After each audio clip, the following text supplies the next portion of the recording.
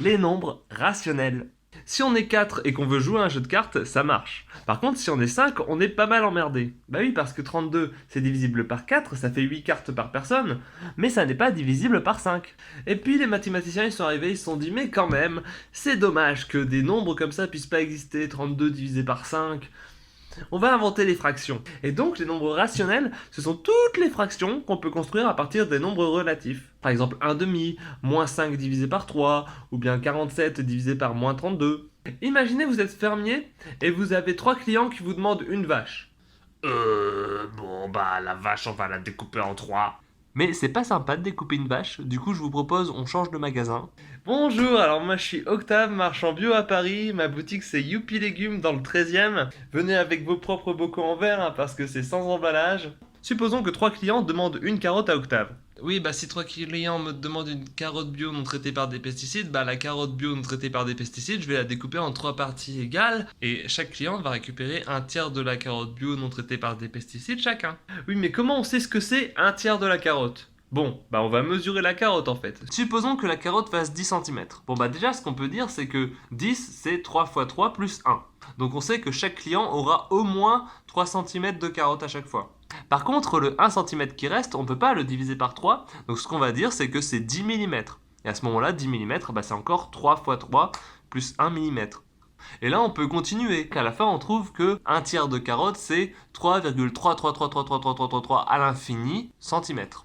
Et donc, on n'aura jamais vraiment un tiers de carotte parce qu'on n'a pas des règles assez précises pour découper à 1 millième de millimètre près. Et forcément, la division de la carotte, elle va être inégale à la fin. Il va y avoir un client qui va avoir 3,33 cm, un autre qui va avoir 3,33 cm, et le dernier, il va avoir 3,34 cm, donc c'est plus. Non mais wesh là Octave là comment tu m'as trop arnaqué là. Comment j'ai mon 3,33 cm alors que l'autre il a 3,34 cm là wesh. Mais comment c'est pas juste toi là wesh. Eh je vais te défoncer ta gueule là wesh. Je vais te défoncer ta gueule. En fait, on a découpé la carotte à une précision qu'on estime satisfaisante.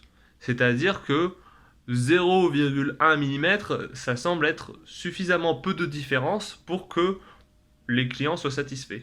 Oui, alors bon, pardon, désolé, je t'interromps, hein, mais excuse-moi, mais tu vois, moi j'aime pas trop les nombres, je préfère l'humanité, tu vois. Mais du coup, je me demande, un tiers, ça existe pas en fait, c'est 0, 3, 3, 3, 3, 3 avec une infinité de 3. Donc par exemple, moi, ma carotte, je pourrais jamais la diviser en 3 parties égales. Mon point, c'est que si les nombres n'existent pas dans la réalité, autant se concentrer sur l'humain en fait, tu vois. Et donc peut-être un petit peu arrêter de faire des trucs qui servent à rien, hein, et lance-toi dans la permaculture, là tu seras utile. Un truc à savoir de manière générale, c'est qu'en maths, on se fout de savoir si ça existe dans la réalité ou pas. Ce qu'on se demande, c'est est-ce que c'est utile, est-ce que c'est utilisable, est-ce que ça nous aide à comprendre le monde qui nous entoure. Et les nombres rationnels, bien sûr, ça nous aide à comprendre le monde qui nous entoure. En physique, par exemple, on a souvent besoin d'une précision extrême pour décrire des phénomènes qui se passent parfois au niveau des atomes.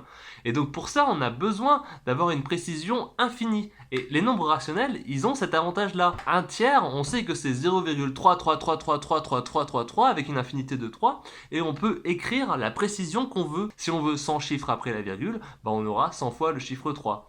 C'est utile de savoir qu'on peut aller aussi loin qu'on veut après la virgule.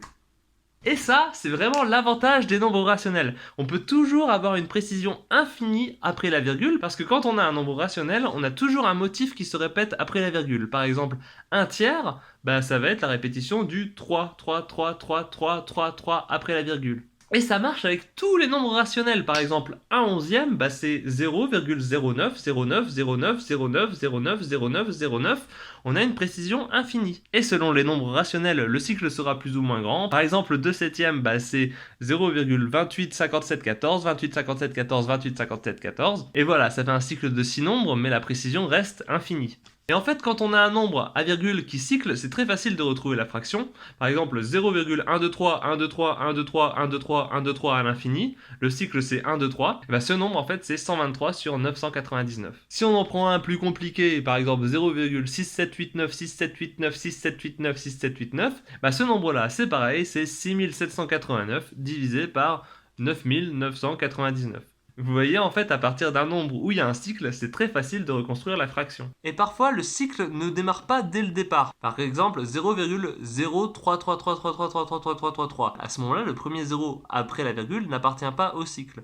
On pourrait imaginer d'autres choses, par exemple 0,1233333333. À ce moment-là, le 1, 2 n'appartient pas au cycle. Ça fait quand même un nombre rationnel. C'est juste qu'en fait, il suffit de retirer un nombre décimal et à ce moment-là, on aura un cycle complet. Par exemple, 0,033333, c'est 1 tiers moins 3 dixièmes. Et 3 dixièmes, on a vu dans la vidéo sur les nombres décimaux que c'était un nombre décimal. Donc voilà, donc les fractions, on les appelle les nombres rationnels, parce qu'une fraction, c'est un ratio, un rapport. Ces nombres, ce sont des nombres quotientés par d'autres, et donc cet ensemble, on l'appelle Q. Q pour quotient. Comme tous les nombres décimaux sont des fractions, par exemple 4,6 c'est 46 divisé par 10, eh bien tous les nombres décimaux sont des nombres rationnels. Et donc les nombres rationnels contiennent tous les ensembles de nombres qu'on a vus jusqu'à présent, c'est-à-dire les nombres décimaux, les nombres relatifs et les nombres naturels. Voilà, c'est tout pour la vidéo, merci beaucoup d'avoir regardé. Si vous avez aimé, n'hésitez pas à partager avec un maximum de personnes, et moi je vous dis à bientôt, ciao!